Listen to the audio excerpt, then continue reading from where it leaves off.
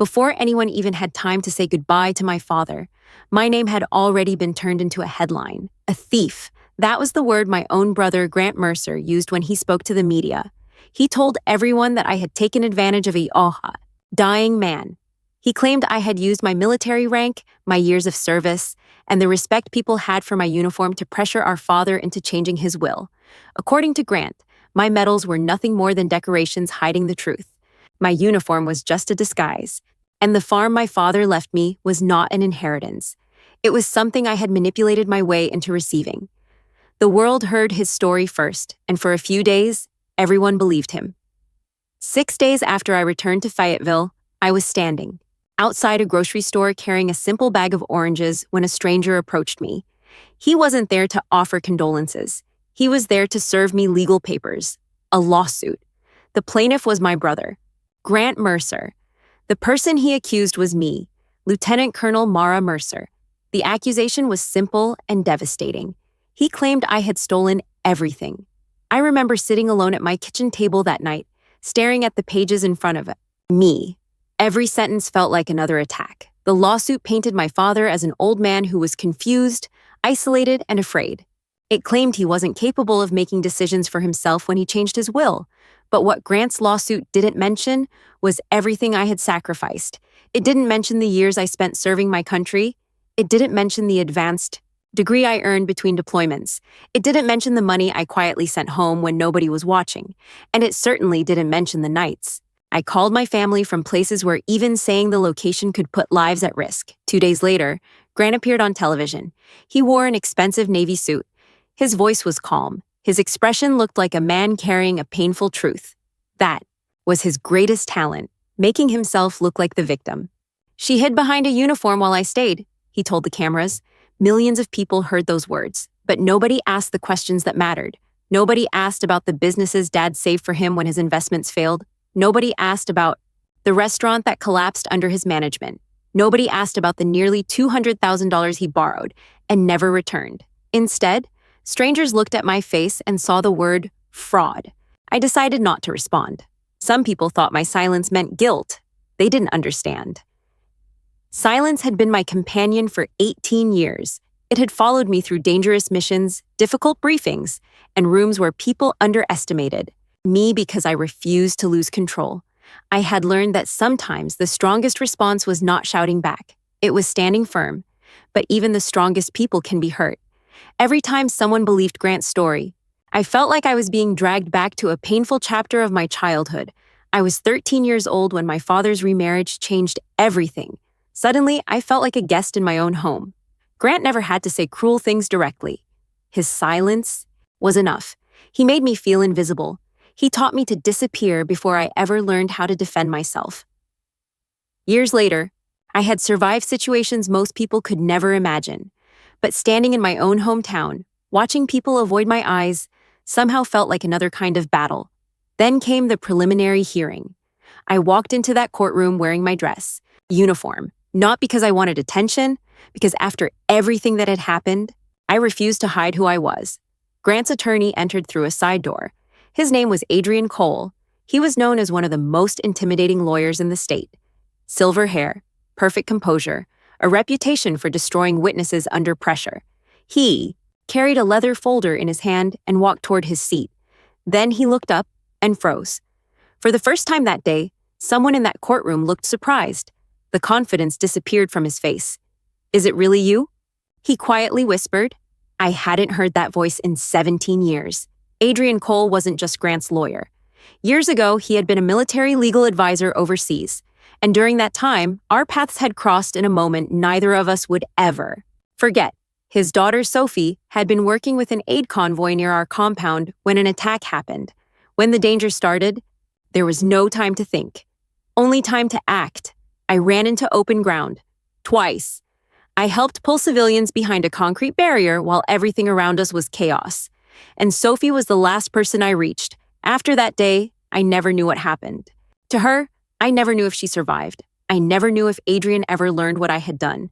But standing across from him 17 years later, I realized one thing. He remembered, and something inside that courtroom had just changed.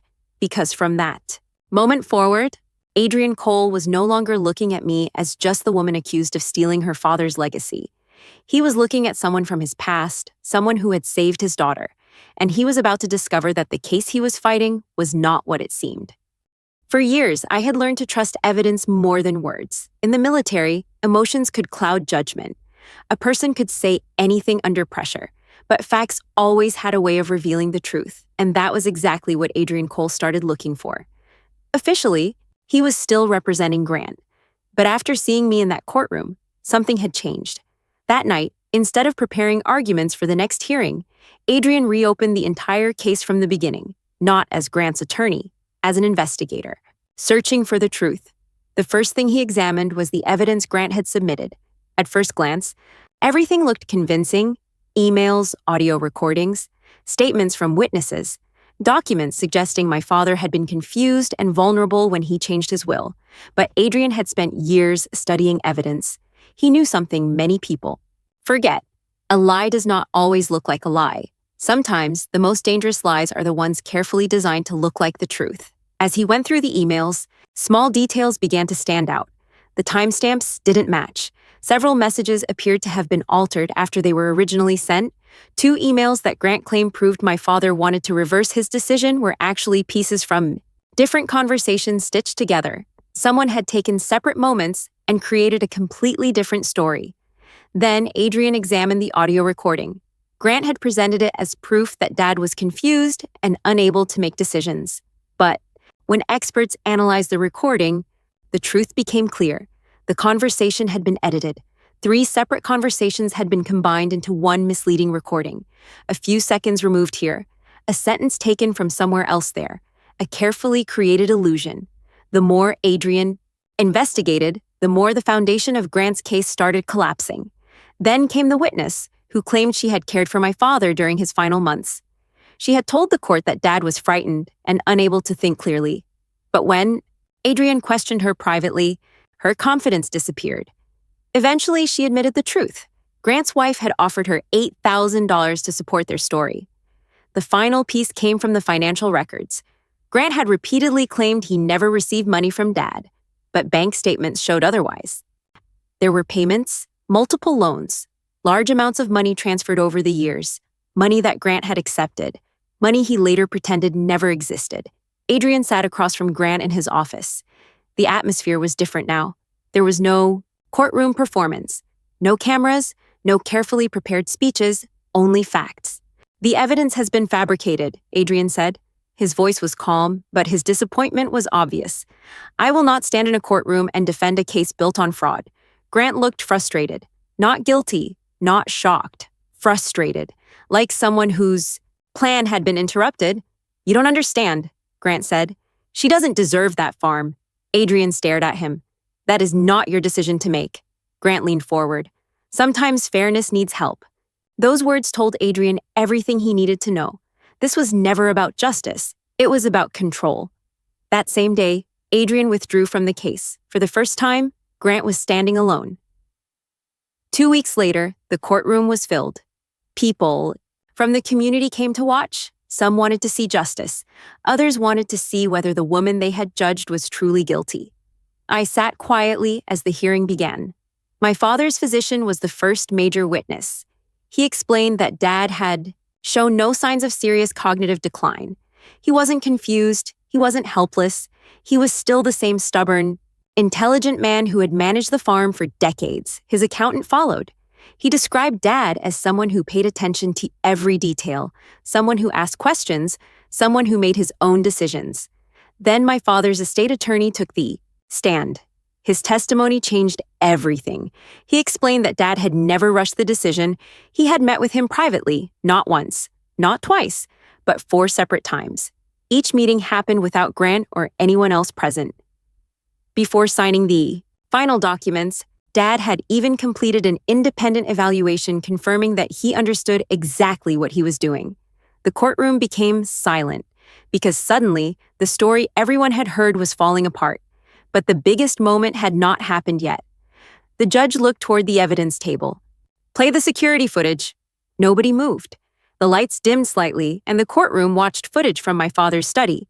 There was Grant, standing across from Dad, not comforting him, not protecting him, pressuring him. His voice echoed through the courtroom. You have to stop her before it's too late. The words hit everyone. Grant wasn't describing a confused father. He was trying to create one. Then came the moment nobody expected. My father's response? Quiet, weak from age, but completely clear. The person pressuring me? Dad paused, then looked directly at Grant. Is sitting right in front of me. The courtroom went completely silent. For the first time, Grant had nothing to say. The judge removed his glasses and looked down at the evidence, years of accusations, months of preparation, a carefully built story, all destroyed by one recording. The truth had finally spoken, and it was impossible to ignore. The courtroom remained silent after the video ended. Nobody whispered. Nobody moved, because everyone had just witnessed something that changed the entire case. The man Grant claimed was weak and confused had been the strongest person in the room. Father knew exactly what he was doing, and now everyone else knew it too. The judge reviewed the evidence one final time. The manipulated recordings, the altered emails, the false statements, the financial records. Everything pointed to one undeniable truth. Grant had not been protecting our father. He had been trying to control him. After a long pause, the judge delivered the decision. The will was valid. My father's final wishes would stand. The farm, the house, the investments, and the scholarship trust he created, everything remained exactly where Dad intended it to be. Mine. But the victory I had, imagined for so long, didn't feel the way I expected. I thought proving the truth would bring relief. I thought seeing Grant exposed would heal every wound. But when the judge finished speaking, I didn't feel happiness. I felt tired, the kind of exhaustion that comes after surviving something you never wanted to fight in the first place. Grant sat there staring at the wall. The confidence was gone.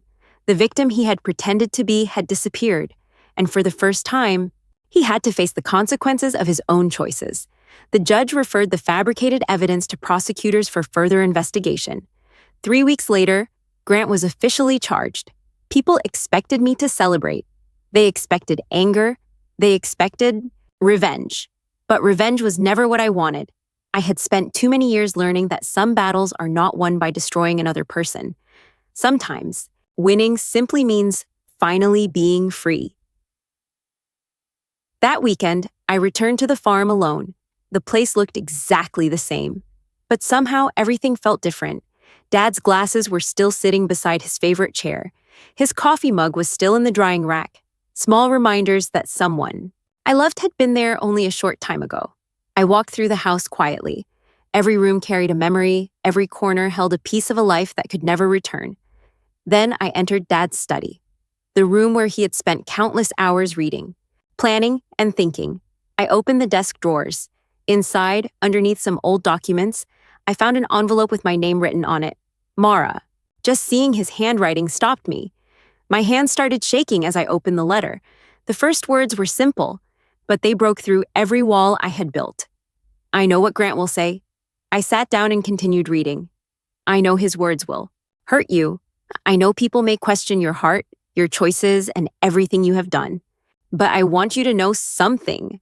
I saw you. The room became quiet. I watched you carry responsibilities nobody understood. I watched you leave home and come back stronger, even when you were carrying pain you never showed. And I never found the courage to tell you enough.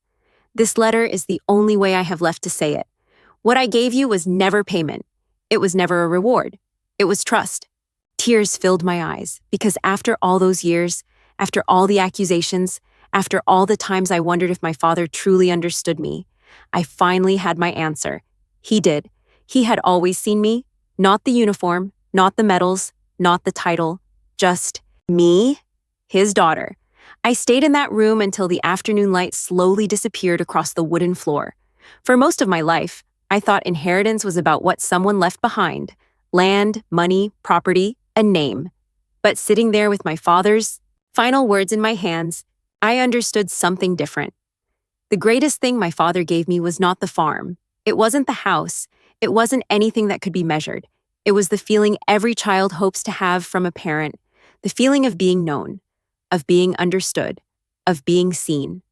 For years, I believed I had spent my life fighting to prove who I was, but that night, I realized I never had to prove anything because the one person whose opinion mattered most, my father, already knew.